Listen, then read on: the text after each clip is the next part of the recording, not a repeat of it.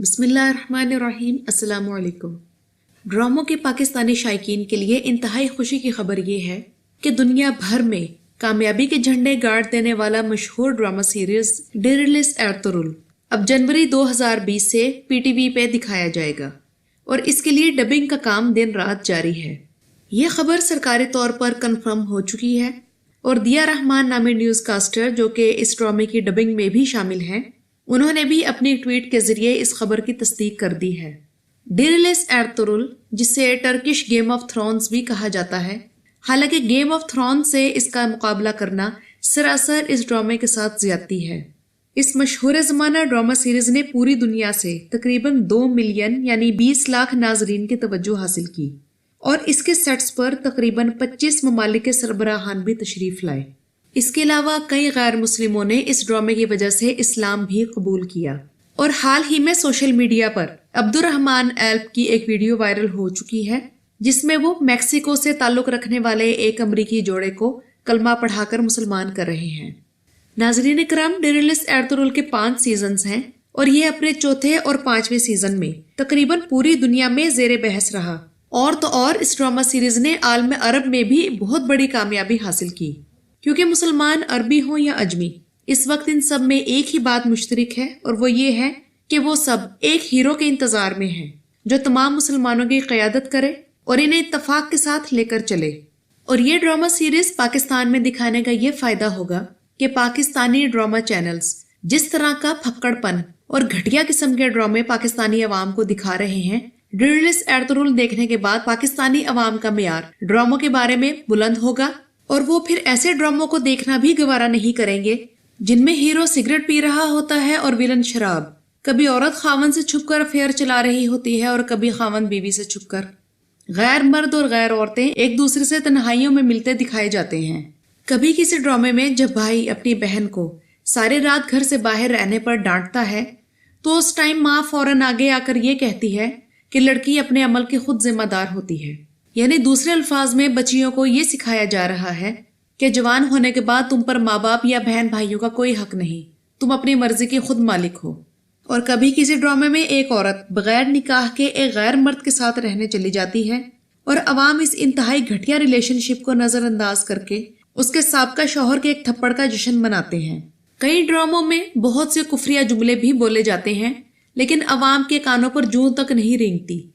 اور ایسے ہی کسی بیہودہ پاکستانی ڈرامے میں ایک ماں جب اپنی بیٹی کو کہتی ہے کہ تم اپنے شوہر سے طلاق لے کر عدت کے بعد دوسری شادی کر لینا، تو بیٹی جواباً کہتی ہے بھاڑ میں جائے عدت، حالانکہ عدت وہ ہے جس کا حکم قرآن میں آیا ہے۔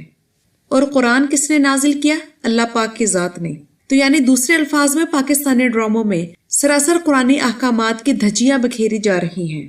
حالانکہ عدت عورت کے لیے اس قدر لازم ہے کہ دوران عدت نہ تو وہ نکاح کر سکتی ہے اور نہ ہی گھر سے باہر نکل سکتی ہے، اور اگر کوئی عورت عدت کے دوران نکاح کر بھی لے تو وہ نکاح باطل ہوگا۔ اور یوں یہ ناکارہ اور واہیات ڈرامے بنانے والے اپنے ڈراموں کے ذریعے سراسر شریعت محمدی اور قرآن کا مذاق اڑا رہے ہیں اور کوئی انہیں روکنے والا نہیں۔ ہم میڈیا کی ایسی آزادی کا کیا کریں جو پاکستانی عوام کے معیار اور ان کی اخلاقیات کو بری طرح گرا دے؟ اور ناظرین اکرام، چند دن پہلے تو ایسے ہوا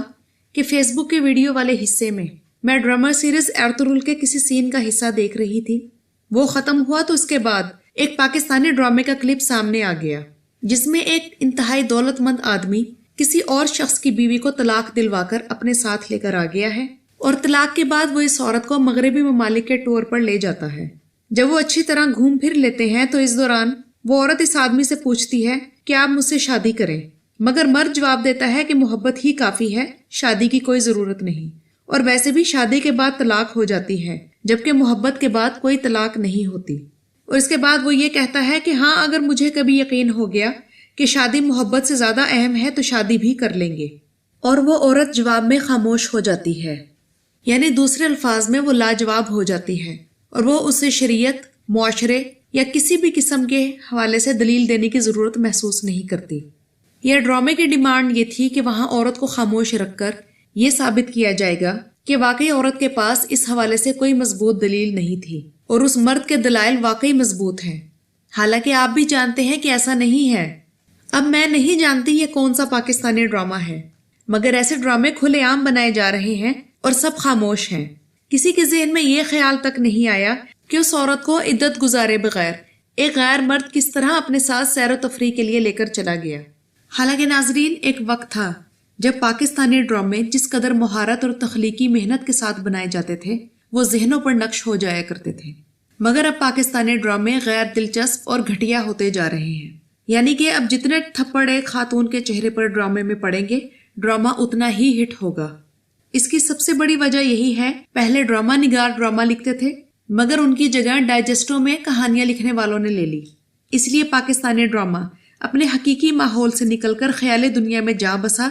جہاں رومانس، دکھاوا، منفی کردار اور گانوں نے قدم جما لیے۔ حالانکہ پاکستانی ڈرامہ جب 70 اور 80 کی دہائی میں نشر ہوا کرتا تھا تو سڑکوں پر سناٹا ہوا کرتا تھا۔ دیکھنے والے انکل عرفی، شہزوری، افشاں، کباچا اور اکا بوا جیسے حقیقت سے قریب تر کرداروں میں خود کو تلاشتے تھے۔ یہ وہ دور تھا جب ڈرامے میں عورت کا کردار مضبوط اور مستحکم ہوتا تھا۔ ڈراموں کا ماحول مصنوعی نہیں ہوتا تھا، بلکہ ایسا ہی لگتا تھا کہ جیسے یہ کردار ہمارے آس پاس ہی ہمارے ارد گرد موجود ہیں۔ ڈرامے میں بہترین طرح کی اردو زبان بولی جاتی اور ان ڈراموں کی کشش سڑکوں کے سناٹے سے ہی ظاہر ہوتی تھی، اور ان ڈراموں کے ذریعے بہت سے اخلاقی سبق پاکستانی قوم کو دیے جاتے تھے۔ لیکن اب ہر چینل صرف عشق و محبت کی افسانوی کہانیاں غیر حقیقی موضوعات کی چادروں میں لپیٹ کر پیش کر رہا ہے، اور جس قدر اب عورت کے خود مختار ہونے کا شور ہے، ہمارے ٹی وی ڈرامے اس قدر عورت کو محکوم اور لاچار دکھانے پر اصرار کرتے ہیں۔ اور سب سے بڑی بات یہ کہ یہ ڈرامے اب فیملی ڈرامے نہیں رہے۔ اب اہل خانہ اکٹھے بیٹھ کر ڈرامہ دیکھنے سے کتراتے ہیں، کیونکہ اکثر ڈراموں میں ایک مرد 2 عورتوں کے درمیان میدان جنگ بنا دکھائی دیتا ہے۔ حسینہ معین، انور سجاد، ممتاز مفتی، فاطمہ سریا بجیا جیسے لوگ انہی کرداروں کو تخلیق کرتے تھے جو ہمارے ارد گرد بکھرے ہم اور آپ جیسے ہی لوگ تھے، اپنے مزاج اور ماحول سے مطابقت رکھتے تھے، اور ہر کردار اپنی الگ منفرد چھاپ کا مالک ہوتا تھا۔ اور کبھی وہ وقت بھی تھا جب پی ٹی وی پر بابر، لبیک، آخری چٹان، یوسف بن تاشفین اور شاہین جیسے تاریخی ڈرامے دکھائے جاتے تھے، اور نسیم حجازی کے تاریخی ناولوں پر ڈرامے بنانا ایک انتہائی فخر کی بات سمجھی جاتی تھی۔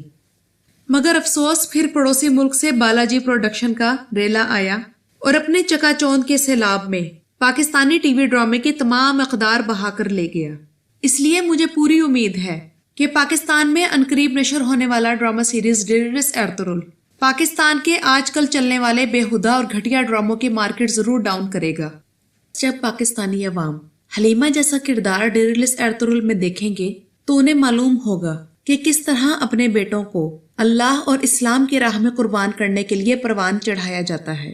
کس طرح اپنے شوہر کی غیر موجودگی میں ایک شریف عورت اپنے شوہر کی عزت اور آبرو کی کس طرح حفاظت کرتی ہے،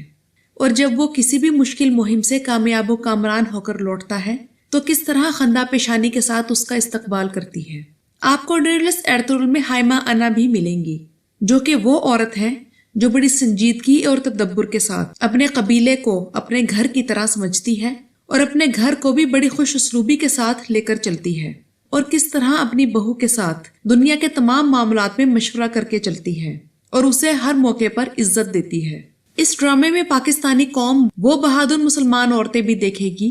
جو کہ اپنے پیاروں کے شہید ہونے پر کس طرح صبر اور حوصلے کے ساتھ اسے اللہ تعالیٰ کی مرضی سمجھ کر قبول کرتی ہیں اور اپنے اولاد کی شہادت کا جشن مناتی ہیں۔ اس ڈرامے میں اگر ہم عورتوں کی مشکلات کو دیکھیں تو اس کے مقابلے میں موجودہ دور کی عورت کی مشکلات بالکل بچگانہ لگتی ہیں،